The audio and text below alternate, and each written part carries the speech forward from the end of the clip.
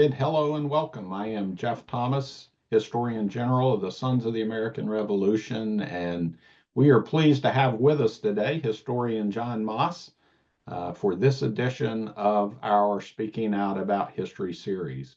And we are discussing John's new book, From Trenton to Yorktown, Turning Points of the American Revolution, published just last month. And we will be posing questions to John about his book that have been submitted by members of the Sons of the American Revolution. By way of introduction, John is an educator and historian at the National Museum of the U.S. Army at Fort Belvoir. He received his BA in history from Washington and Lee University and his PhD in early American history at The Ohio State University. He is the author of several books on U.S. military history, including North Carolina and the French and Indian War, Defending a New Nation, The Road to Yorktown, George Washington's Virginia, and the Battle of Guilford Courthouse. And in addition to his books, he is the author of numerous historical articles and previously served as editor of the Journal of Backcountry Studies. John, we thank you for joining us today, and I would invite you to share a brief overview of your book to get us started. Okay, thanks very much for having me. I'm glad to do this. This is a great thing for us to get together and talk about Revolutionary War history, which we both enjoy, and a lot of other folks who will see this will, and your entire organization.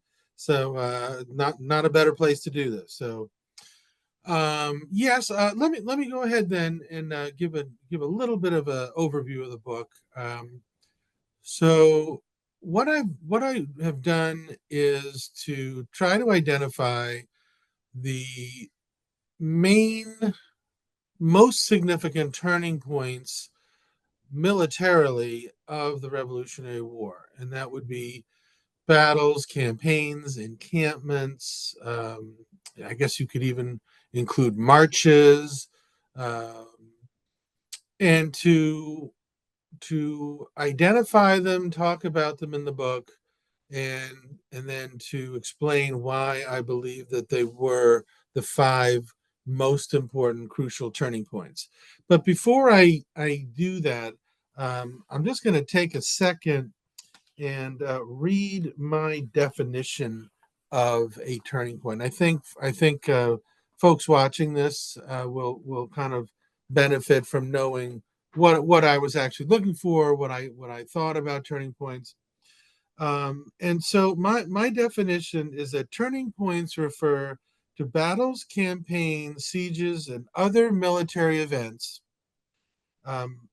that are decisive and result in significant change that alters the trajectory of the war toward eventual American victory. So to make that even simpler and water it down a little bit,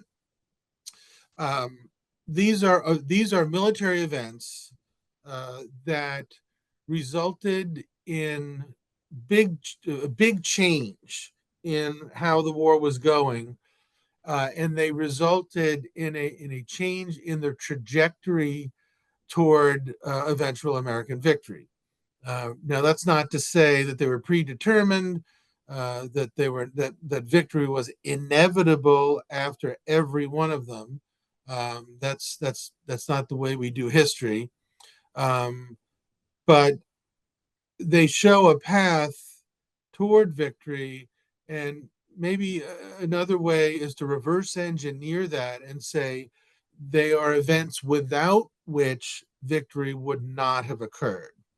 So the five that I chose, and these are not anything shocking. One of them is kind of, I don't want to say controversial, but disputed in good nature by other folks that have read the book and heard me talk. But so these aren't any kind of sudden revelation that I came up with and put in a book.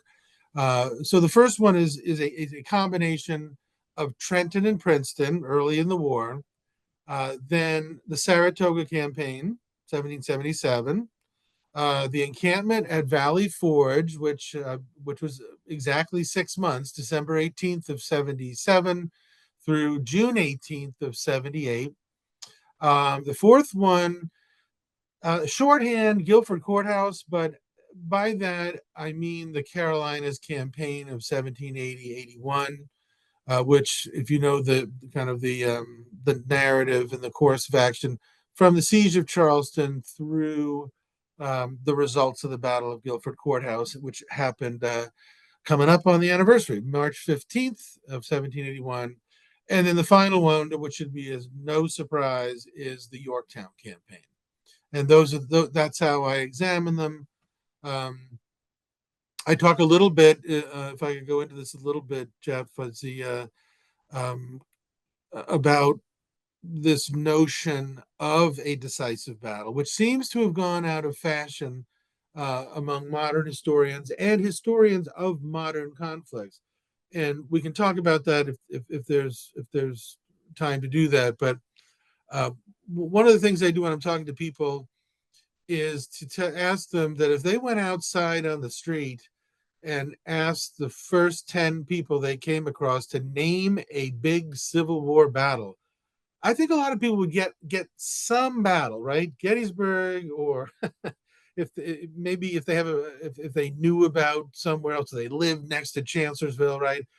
But go out to the typical person. I'm not talking about historians or SIR members who are well read, intelligent people, and that's not to say people on the street are not unintelligent, but they probably aren't well read. Ask for them to come up with one battle of World War One or one battle in the Vietnam War. Not easy for people to do who aren't necessarily interested in or read a lot of military history. And I think that has to do with the nature of warfare that has changed. Larger armies, larger theaters meant that really winning a war meant attrition. They were both sides trying to wear the other side down until the public or military willpower to keep the war collapses, like World War One, American Vietnam. Um, so we don't really have that in the Revolution.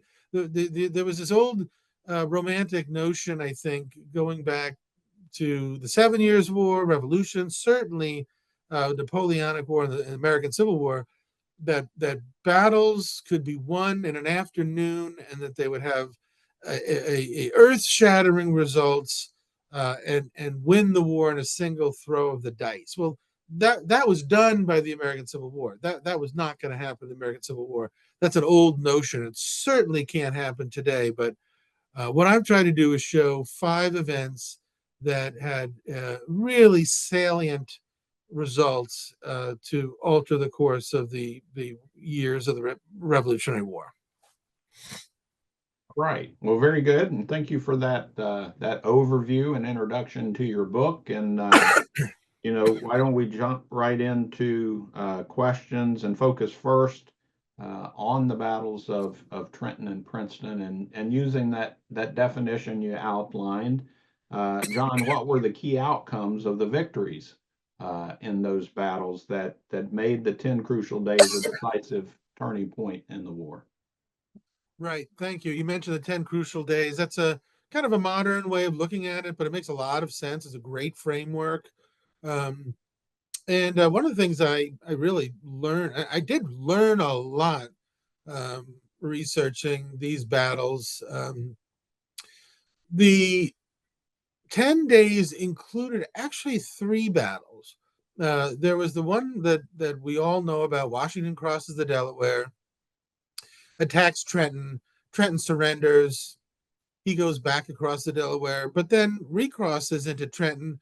And there is a small battle that actually had huge potential for being a disaster for American cause, which is sometimes called the Battle of Assunpink Creek or Second Trenton. And that happened on January 2nd. Then Washington gets away at night and launches his attack on Princeton on January 3rd in the morning, defeats a smaller British garrison there. creates all kind of havoc in northern New Jersey. The results, which is why I included it in the book, were very important. First of all, by the time of the Battle of Trenton and Princeton, the battles of Trenton and Princeton, immediately before then, Washington had been pushed off of Long Island in the summer of '76, pushed off Manhattan Island in the summer just after that, and some of the battles our audience will know: Harlem Heights, Kips Bay, White Plains. Washington just suffered one reverse defeat, setback after another into early October, late October too. Then the British captured Fort Washington, Fort Lee. Washington has to basically march all the way across northern New Jersey to Trenton, where he crosses the Delaware River on December 9th. And his army goes from about 20,000 men on Long Island to about 2,000 to 2,500 men by the middle of December. Moreover, almost half of his troops were set to have their enlistments expire December 31st. So he was looking at a small army, the British dominant, getting to lose his half of his force. Congress had fled Philadelphia.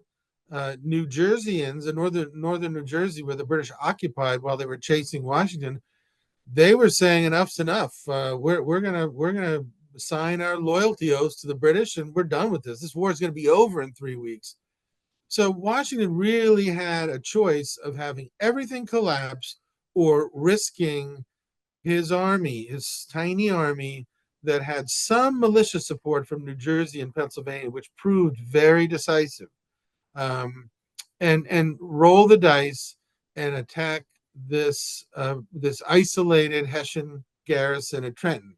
And as we know, he was successful. And one of the interesting things, Jeff, that I learned on this is from reading the British soldiers, really the officers and the Hessian officer accounts of his victories at Trenton and Princeton. We can look at it in hindsight and say, well, the British had a huge army spread all the way across New Jersey, and Washington eliminated one at Trenton. He defeated another at Princeton. Okay, not that big of a deal. But when you read the correspondence of the officers, they were shocked. The British officers were shocked and said, where did this come from? And it was to the point, remember, this is December, late December, early January. It changed Sir William Howe, the commander-in-chief of the British forces. It changed his planning entirely for the next year. He changed his theory, his plans, strategic plans for all of 1777 based on those two victories.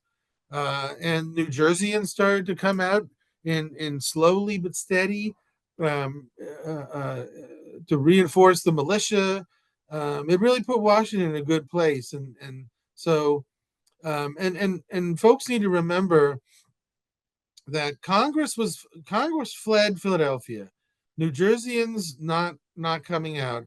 The revolution was Washington's army. That was the living, active, in the field symbol, no matter how small. That was the revolution, and he saved it. He saved the revolution, and his men, of course, his lieutenants, his generals, but the army saved the revolution in those 10 days. Right. Well, good. John, our next question comes from Bobby Hulse of the Kansas Society, and he asked if the Battle of Trenton had failed and Washington had been captured or even killed, would that have been such a decisive victory for the British that they may have prevailed in the North, possibly causing a split in the colonies? I think I've answered that a little bit, but it's a great question. I think, and I'm sensing our friend from Kansas probably is getting at this point. I think it would have been a disaster. It would have been a devastating turn of events if the British had won and if Washington had been defeated and his army scattered. There just would have been no center of gravity left for for for people to rally to, um, both civilian and militarily. Um, I just don't. I don't think the American cause could have suffered one more defeat with the army shrinking. Now it's a good question to think about whether that would have collapsed the entire revolution or just maybe the mid Atlantic up into New England. Um, that's hard to say. I'm somewhat doubting that it would have brought the South to its knees. But that's all speculation. Yeah, that's probably not a road to go down. But it would have been a severe blow, and maybe that would have been the end of the military actions and some kind of political or constitutional settlement with the colonies. It's an interesting question. It is. All right. Well, our next question comes from Ross Schwam of the Virginia Society, and he asked, since it was proven that the Hessians were not surprised or drunk at Trenton, what was the tactic used by the Americans to win the battle, which made it the turning point in the war? So let me go to the premise first. I think what's been proven is that Rawl, the commander of the Hessians, was not drunk, but he certainly was at celebrating the Christmas holiday and playing cards with officers. Um, I don't know that I would say it's proven that all the Hessians weren't uh, weren't drunk, so to speak. But I think I agree with his point that that's been overstated to a fair degree. Now, I would say that they were surprised. Now they were surprised in what happened was it was in a driving snowstorm, but the Hessians had been very vigilant up until that point, and they sent out repeated patrols. Even in the snow, they had advanced sentries, that outposts. They weren't just in winter quarters, hanging out and relaxing, thinking what could possibly go wrong. But as Washington's army advanced on Princeton in two separate, Trenton in two separate columns, one under Greene and one under Sullivan. Um, a small contingent of Virginians on their own had crossed the Delaware and attacked a small Hessian outpost. And they were it was a small skirmish. Washington, this force met up with Washington's advancing troops, and when Washington heard what happened, he was furious because he thought, well, now the Hessians know we're coming because of this foolish maneuver, and look what you've done.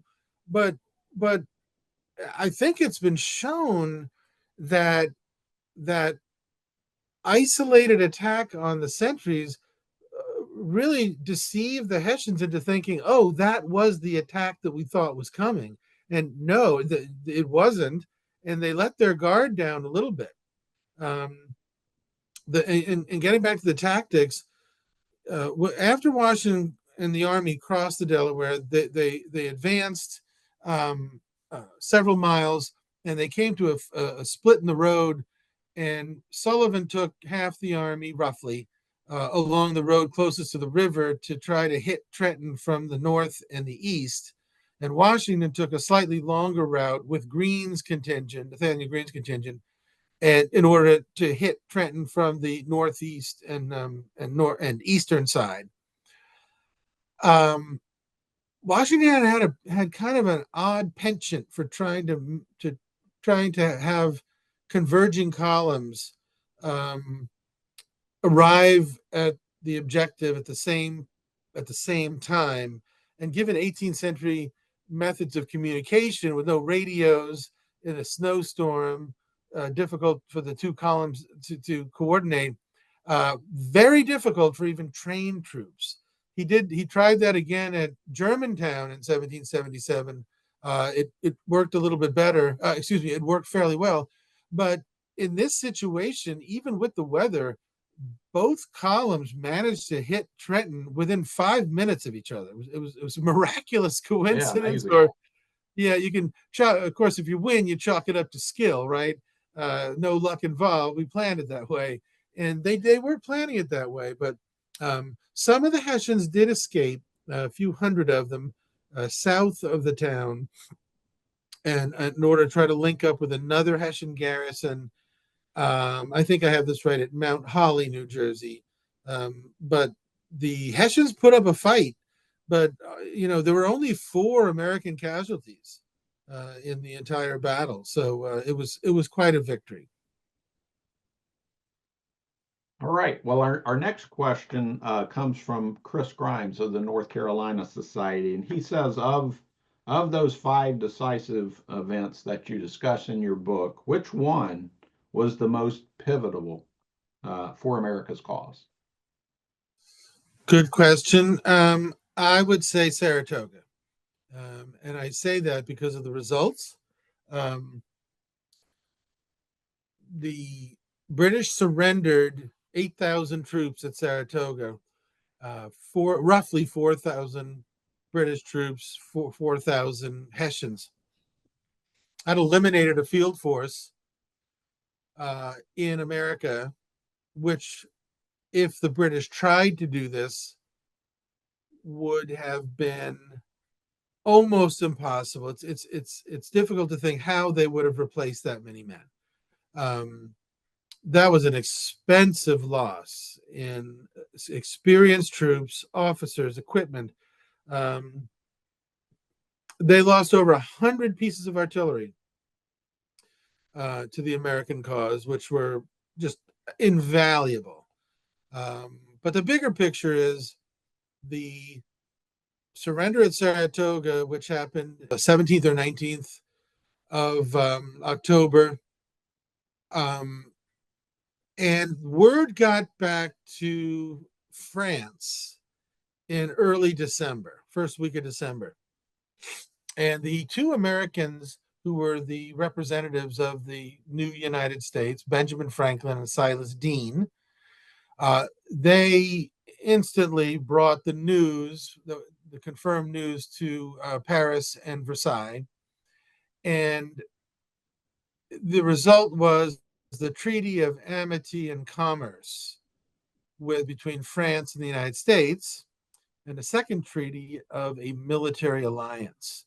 So once France recognized American independence and said, we're going to help you out with money and arms and supplies and uniforms, artillery, gunpowder, that was basically a declaration of war against the British, and the British recognized it as such.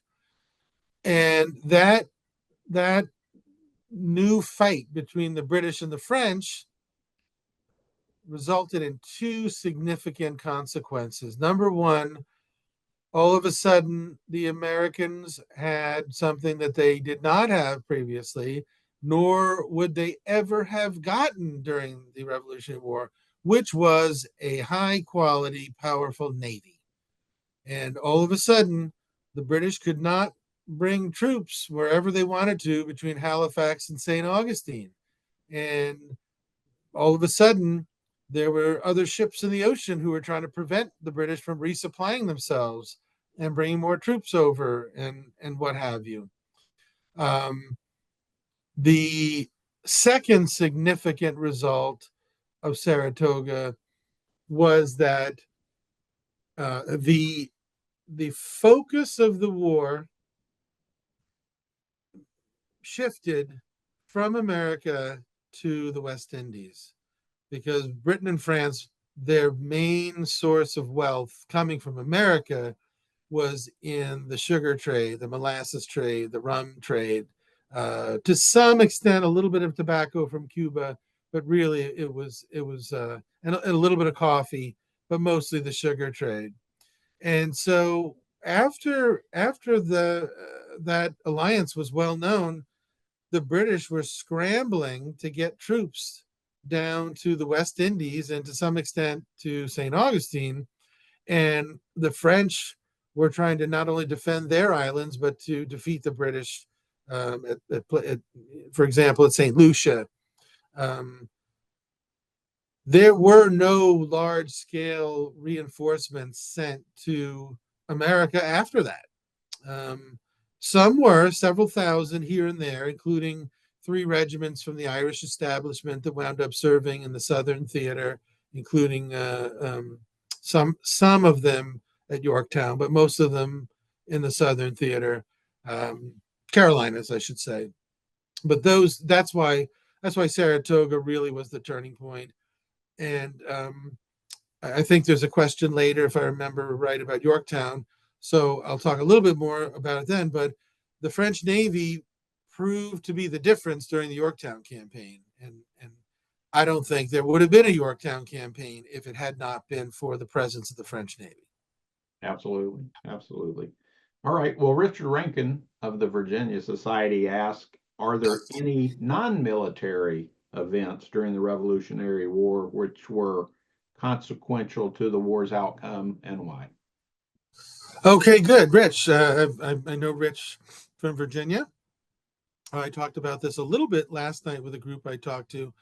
I'd say yes, there was. You could point to diplomatic events that happened, um, uh, such as the Spanish agreement to support the French. Now, the Spanish did not ally themselves officially with the United States, the new United States. They were kind of a friend of a friend, and they had their own agenda. They had their own islands to protect. They had the Gulf Coast to protect. Um, but their support against the British diplomatically and militarily was important. I would also say that one of the most important non-military events, if not the most important one, was the Declaration of Independence. Um, the British tried to negotiate with the Americans in 1776, in the summer and late summer, early spring, early fall, when they right before the Battle of Long Island, and it was too late. They were trying to get Washington to communicate with them and to work it all out. Of course, it turns out that the peace commissioners, which were the Howe brothers, and then later what was known as the Carlisle Commission, they never had the authority to grant independence. The British idea of negotiating was, okay, we'll forgive you, and now let's go back to the way it was before the war started. That was never going to happen. And July 4th, 76, independence, the British really didn't start to try to negotiate until several months after that, so it was never going to happen. But that really solidified American resolve, and it also, and this is a point where that Larry Ferrero, who wrote a book several years ago, about 8 or 9 years ago, excellent book called Brothers in Arms, about the French and the Spanish efforts to in the American Revolution. That his point is that the Declaration of Independence was almost required for France to recognize this new nation. France really wasn't going to, if you have a country like France, and this is why Spain didn't officially recognize U.S. Countries that have a monarchy, they're not really keen on helping rebels overthrow another monarchy. That's just not good PR or optics, as the army says. It could be very dangerous. All of a sudden, your own rebels might show up one day at Versailles. But that document, the Declaration of Independence, really allowed kind of France and the U.S. to talk country to country. that would be my definition of probably the most significant non-military turning point. Okay, well, good. And in the context of your book, would Valley Forge fit that definition? I mean, it certainly wasn't a battle like, the other events you describe and include in your book. And there certainly were a lot of challenges with the encampment there. That So all. right. So remember, in my definition of what I was looking at as turning points was military events, and Valley Forge was nothing if not a military event. It was an overwinter encampment. It was the refurbishment of Washington's army, um, and there's a lot of mythology about Valley Forge. Um, And I'd say of the five events that I cover, I learned more about this one than I did of the other ones because I found out how much I didn't realize about Valley Forge. So it was very enlightening to me. There's kind of two aspects of Valley Forge that really make it a a salient event in the Revolution, and it wasn't really the the suffering of the soldiers, although I don't mean to minimize that in any way, shape, or form. Um, 2,500 of them died. There's been some new research recently about how many troops were at Valley Forge, and that number has gone up to about 18,000. Um, Obviously, you have the change in the army from um, still an army. I wouldn't say of amateurs. I mean, they were 2 years into the war. They had acquitted themselves fairly well at Germantown before they went to Valley Forge, but um, they were still, to a large extent, winging it. The officers weren't as competent as Washington wanted, with some exceptions, of course. Anthony Wayne, Nathaniel Greene, Henry Knox. Um, so, Baron von Steuben, his role has always been pointed to as changing significantly the army, and actually, I think that's true. He was a former staff officer under Frederick the Great. He had a lot of military experience from the 7 Years' War. Um, some recent folks like to poo-poo him as he wasn't really a baron, but he did have a title in a German aristocratic framework that roughly translated to baron. But that's not really the important point. The point is that he had an enormous amount of experience training troops, and that was exactly what was needed by the Americans. So he had been promised this commission as a major general by Benjamin Franklin and Silas Deane. He shows up at the camps, and they don't really have a major general's position open for him. So Washington recognized immediately that this guy was exactly what he needed. And so they made him what was called the Inspector General of the Army, which we kind of tend to look at IGs these days as kind of for civilian departments of the government, but it was a very big appointment. It basically was somebody who was in charge of inspecting the troops, inspecting the supplies that came in, um, uh, making sure that the troops were taken care of, but also trained. And that's what he did: is he trained the troops, and they came out a better, more disciplined army after Valley Forge. And that's not to say that they all had brand new, spanking clean uniforms and well polished muskets and plenty of ammunition, and that's not true either. Um, the other important result of Valley Forge was Washington and some of his supporters in the army were convinced that there was a contingent of congressmen and other officers who were intent on on getting rid of him as the commanding general, and he was able to quell that unrest. And he was able to work with Congress by inviting a congressional committee to Valley Forge and showing them, look how bad it is. And they saw for themselves, and that went a long way toward establishing Washington's authority and the civil military relations that we know today. Well, very good. I think when most people think of Valley Forge, they do think of, the drill and the discipline of von Steuben, and the army that came out of that encampment. But the army that was there also suffered from severe logistical and supply issues. And Harold Cox of the West Virginia Society asked, what was the morale and the condition of the American troops during that time period?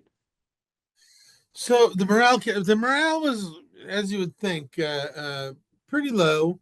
There was some desertion, but you know, maybe one answer to his question, which is a good one, and it's been covered recently by Ricardo Herrera feeding Washington's army.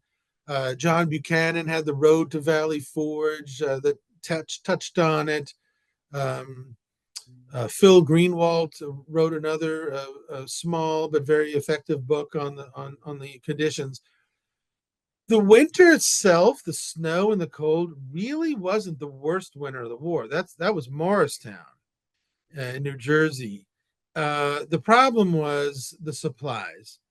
You had an inexperienced crew in charge of supplies, mostly because of the incompetence of Major General Thomas Mifflin. And he was actually one of the officers Washington identified as being against him. Mifflin was a poor administrator. He resigned in October of 77, and Congress took forever to replace him. There were supplies around. A lot of the problems stemmed from transportation. So when the snow came and the roads were muddy, it was just very, very difficult for the logistical support in the army, both at Valley Forge and in the greater area of Pennsylvania. By this time, Congress was west of Valley Forge in York, Pennsylvania. Um, and as most of your members would know, Nathaniel Greene was appointed quartermaster in March. That helped a lot. I think it's overstated somewhat when that people write about, well, Greene fixed the problems. Well, he didn't fix it; he just made it less worse, and that certainly didn't fix the problem for the entire war.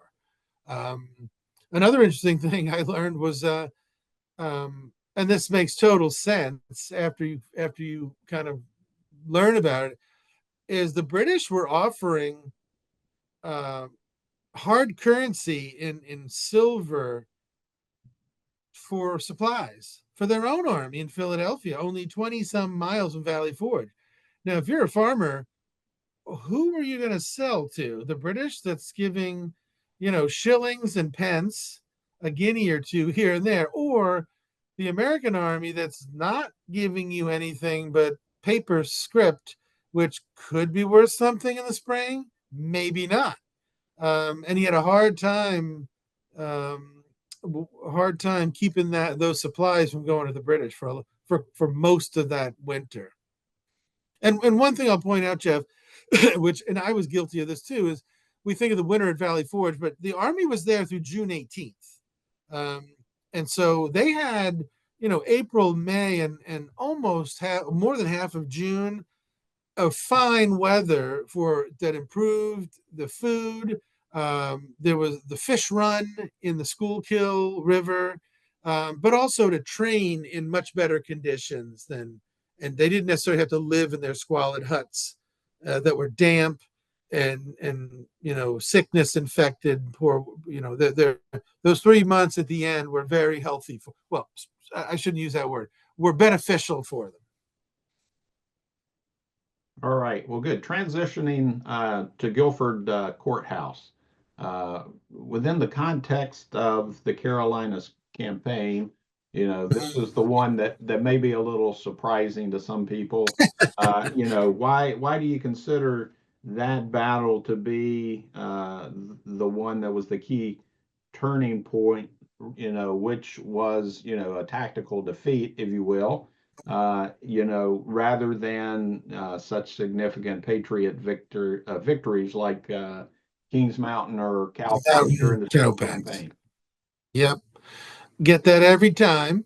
So I'll without talking about the tactics of each of the battles because of time, but I'll kind of give this broad overview here. First of all, um, for folks seeing this program down the road, uh, folks who are probably, maybe I'd say, I don't know, 50 and older, and I'm in that group, think back to the Revolutionary War books that you read as a kid or as a teenager or a young adult.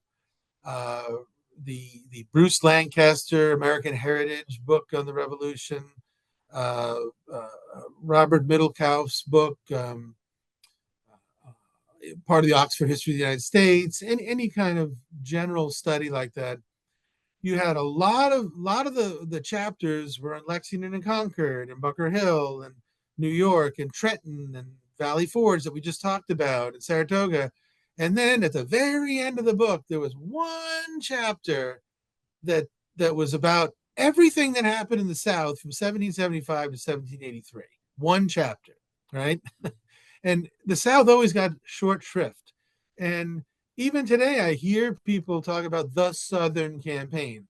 Well, from Lexington and Concord through Monmouth, does anybody ever refer to that as the Northern campaign and have one chapter about it? No. The South is far more complex and far more important. So I look at several, I break down the entire South into several different campaigns, which I will not go into except for one, which is what I call the 1780 to 1781 Carolinas campaign, North and South Carolina. And it breaks into that category very easily because the British launched a massive seaborne, they would call it a joint attack with Army and Navy on Charleston, South Carolina in early 1780. They captured Charleston on May 12th of 1780.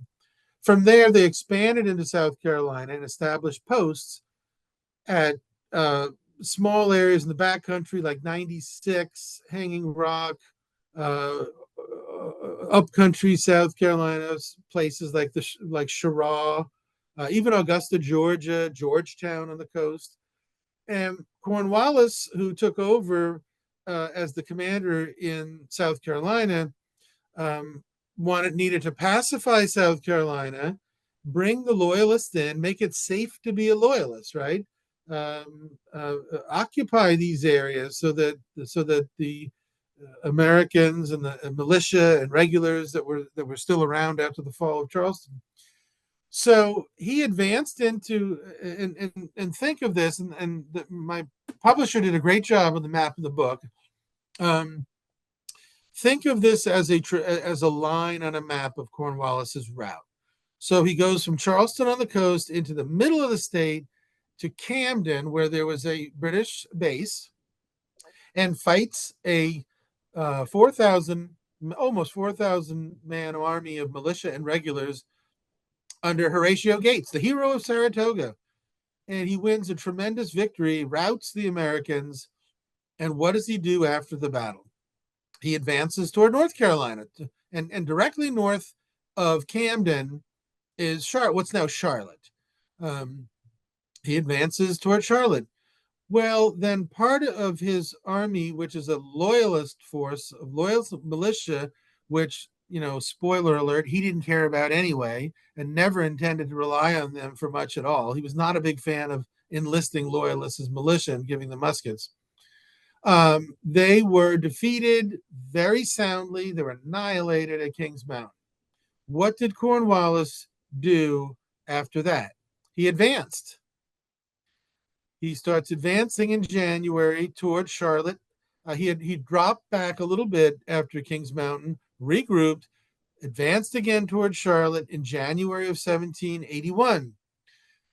A contingent of about 900 to 1,000 of his troops, including Tarleton's Legion, the Redcoats under the 7th Foot, 71st Foot, artillery. They fight a battle at Cowpens with Daniel Morgan, and Daniel Morgan wins a tremendous victory over the British, annihilates almost all of Tarleton's force, captures 4 of his artillery pieces, all the muskets, even the bagpipes, drums, and fifes in the band. That was a significant amount of troops to lose. What does Cornwallis do? He advances. He gets into North Carolina and forces his way across the Catawba River at Cowan's Ford, advances. He pursues Nathaniel Greene out of North Carolina in the so-called Race to the Dan, which is a misnomer. That's a story. That's another story. And he eliminates all Patriot troops in North Carolina by advancing. Greene comes back into North Carolina. They eventually fight the Battle of Guilford Courthouse, March 15th, 1781. It is, as you mentioned, Jeff, a very costly victory. Over 25% casualties to the British troops, a large number of officers killed and wounded. But he wins that battle. Greene has to withdraw about 12, 14 miles away. What does Cornwallis do after his victory at Guilford Courthouse? He retreats to the coast. He goes to Wilmington. He reaches Wilmington by early April. On April 25th, he starts marching from Wilmington into Virginia. He abandons the state of North Carolina. So of all those battles, Camden, Kings Mountain, Cowpens, Cowan's Ford, Guilford Courthouse, which of those battles and skirmishes led to the British having to leave the Carolinas? It was Guilford Courthouse. That's why it's the turning point. Makes sense. Let's turn to Yorktown. I think most people would agree. Certainly, Yorktown was a decisive turning point in the war as it led to the conclusion ultimately. And you alluded to this earlier, but John Daly of the Michigan Society asked, what was the impact of the involvement of the French Navy in the success of both the war and specifically at Yorktown? And I would add, was the victory at Yorktown essentially inevitable after the French victory at the Battle of the Capes? Okay, a lot there. The French Navy, invaluable, probably the most important ingredient in the soup of winning the war. In fact, it was the sine qua non, as they say in Latin. Without it, nothing. It in the Yorktown campaign, and I won't go into the all the maneuvering of the various fleets.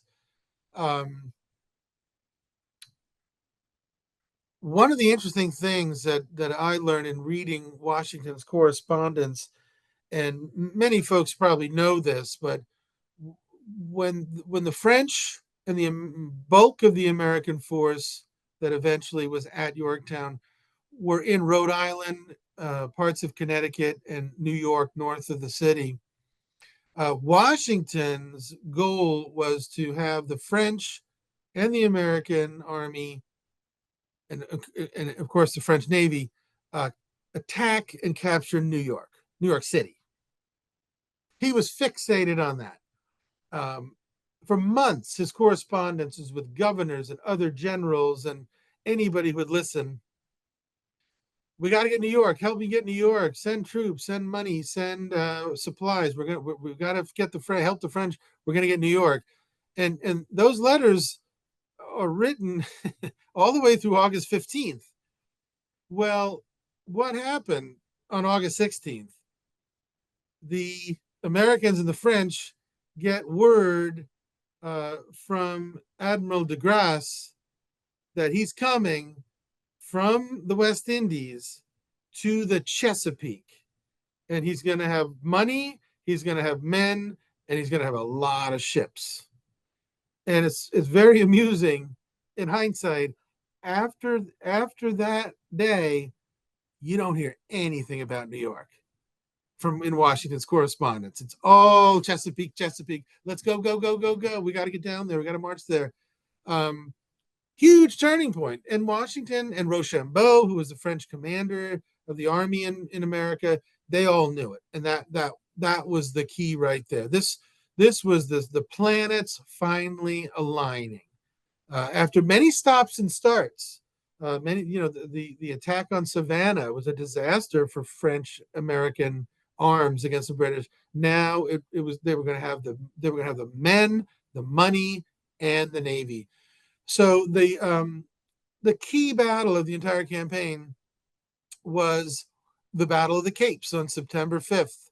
It was before almost all the French and American troops arrived. It was off the coast of the Virginia Capes, Cape Henry and Cape Charles, which are at the mouth of the Chesapeake Bay. It was a French victory. It involved only naval forces, not a single American involved in that battle.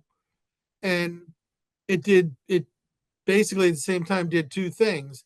It prevented the British from getting into the Chesapeake because the French, who had been reinforced by 9 more ships from Newport, Rhode Island, had naval superiority. They were blocking the Chesapeake, which meant the British Navy or anybody else could get in. That wasn't going to happen. But more importantly, Cornwallis, with his large army sitting at Yorktown, he couldn't get out and he couldn't be resupplied.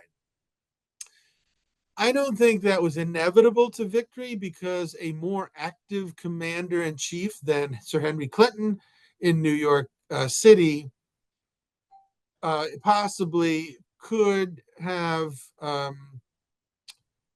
launched a quicker and more aggressive relief expedition. But also, there was a curious thing which I hadn't really considered very much. And I've written a lot about the South and the Revolution until I started really getting into the nuts and bolts of the Yorktown campaign. Cornwallis he was known to be a very energetic, active commander. If you see any illustrations in books with the heavy set, portly, older guy with the longer gray hair, that's from when he was in India. He was only in his 40s in the late part of the war. He was active. He marched his troops from Charleston to Charlotte, from Charlotte to Wilmington, Wilmington to Central Virginia, all across Virginia. And then suddenly, somehow, when he's ordered to find and create a British port in the Tidewater area of Virginia, he kind of just sits there and is completely inactive. And I don't know that anybody's really been able to explain that well. I certainly don't have anything, but he's very lethargic at a certain point. So I don't believe anything's really inevitable in war, but certainly the French role here, to answer the question and sum that up, absolutely crucial.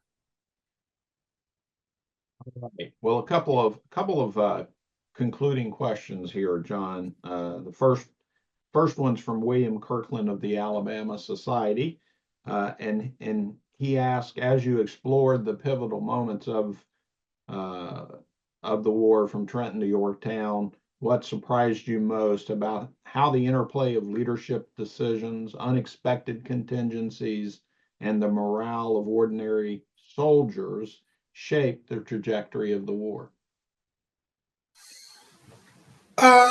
Well, let's start with the ordinary soldiers. I think really by the end of the war, the American army was structured the way Washington wanted it to from the very beginning, which meant the creation of I wouldn't say um, professional soldiers in the sense that they were going to make it their career, but I would say that it was now an army that had 3-year enlistments rather than in the first several years of the war, there would be 1-year enlistments, which basically meant that they had to recruit and retain the army every single year. Um, so the army became much more reliable, much more professional, much more uh, um, much more of a threat to the British. Um, the the surprise, I think, didn't really come to me. Well, the surprise that jumped out at me was during the Saratoga campaign, how poorly the British handled that. That campaign really, if you think of it, went from the St. Lawrence River to New York City, out into Western New York, what's now the Rome, New York area, um, and included London. And London, the British minister, Lord George Germain, who was in charge of basically the strategy of the British efforts in 1777, he was in London. The commander in chief of the British Army in North America was in New York City. That was Sir William Howe, but he didn't command in Canada. That was Sir Guy Carleton. And when the British, not to get into too many details, so I'll summarize this, but the British effort was to bring an army south from Canada toward Albany, New York, on the Hudson, and to support that with an army going north on the Hudson, if not to get to Albany, then at least to support that army up there. Well, that violates one of the main principles of war, which is unity of command and concentration of force. How are the British going to be able to communicate with each other between the St. Lawrence River and New York City in some of the most inhospitable territory to have logistics and troop movements, all the while uh, trying to manage this with the guy in charge in London? um, just impossible. Why they didn't focus on New York in that area and Washington's army rather than trying to somehow come down south from Canada just was not going to work. They had two centers of gravity. And you can do that in limited areas, such as um, a great example is in the Civil War in Virginia in 1864 when Grant decided I'm going to have 4 different forces all moving at the same time against various parts of Virginia so that the Confederates could not defend all 4 of them. Right, the Overland Campaign, Butler's campaign on the in the the Petersburg area, Sigel in the Shenandoah Valley. That's a smaller area. This was a wide ranging place with almost no ability for effective, quick communications, and that really surprised me. And how no one was really in charge, and really, Sir William Howe was duplicitous to a large extent. He didn't support the other army under Burgoyne at all. Um, Very surprising. All right, one final question, John, from Larry Sure. Josephowski of Delaware Society. He asked, eliminating the obvious national leaders, what one or two unsung heroes made the biggest difference in the campaigns and key decision points of the American Revolution? I'm assuming that's on the American side. I think so, yes. Okay, okay. I'm as I've written about North Carolina in the Revolution, then Guilford Courthouse, and then this book again. Um, the junior officers from Maryland, and to some extent the much smaller contingent in Delaware, Otho Holland Williams, John Eager Howard, um, Green subordinates in the Carolinas campaign. They William Washington, Light Horse Harry Lee, Green really benefited from having, even though he had a very small army as far as the regulars, the Continentals. He had some very capable junior officers, which I'm more impressed with them every time I read something about them. William Campbell from Virginia was another one. Unfortunately, died before the Yorktown. Um, Anthony Wayne, very aggressive, but also very reliable.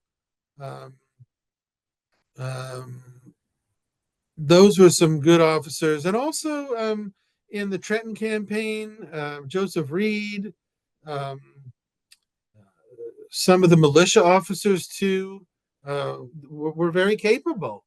Um, I would point to those right off the bat. Yeah. All right. Well, great. John, that concludes all of our questions. I want to thank you for joining us today for Thank this you. edition of Speaking Out About History.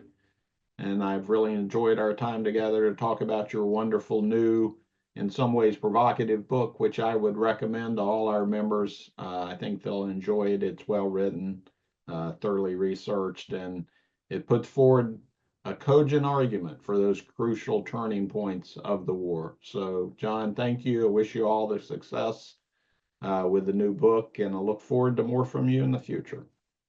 Well, thank you so much for hosting me, and I'm really happy to be here. All right. Thank you.